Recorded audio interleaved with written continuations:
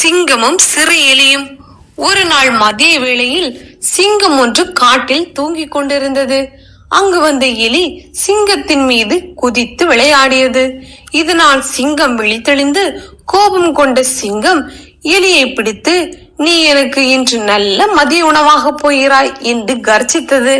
ஆனால் எலியோ சிங்கத்திடம், என்னை மன்னித்து விடுங்கள், நான் தெரியாமல் உங்கள் மீது ஏறிவிட்டேன், என்னை சாப்பிடாதீர்கள் என கெஞ்சி கேட்டது. சிங்கத்திடம், இன்று நீங்கள் என்னை கொல்லாமல் விட்டால் என்றாவது ஒரு நாள் உங்களுக்கு என் நன்றியை திருப்பி செலுத்துவேன் என்றது. சிங்கமோ, இவ்வளவு சிறிய உடம்பை வைத்துக் கொண்டு எனக்கு நீ உதவ போகிறாயா என்று எலியை ஏளனம் செய்தது. இருந்தாலும் எலியை கொல்லாமல் போகவிட்டது. சில நாட்களின் பின் சிறிய இறைச்சி துண்டிற்கு ஆசைப்பட்ட அந்த சிங்கம் வீரர்கள் வைத்திருந்த வலையில் சிக்கிக் கொண்டது. வலையில் அகப்பட்ட சிங்கம் பலமாக கர்ஜித்து அழுதது. அந்த சிறிய எலி சிங்கத்தின் சத்தத்தை கேட்டு அந்த இடத்திற்கு வந்தது. வலையை தன் பல்லினால் வெட்டி சிங்கத்தை தப்பி போக உதவியது.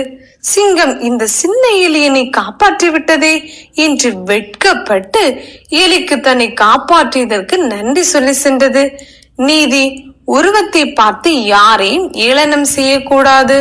உடலில் பெரியவராக இருப்பதால் தான் மேலானவர் என்று ஆணவம் கொள்ளக்கூடாது. சிறிய பலமற்ற ஒருவர் தன்னிலும் பெரிய பலமான ஒருவருக்கு உதவும் சந்தர்ப்பங்களும் வரும். சிறிய துரும்பும் பால் குத்த உதவும் என்பது பழமொழி.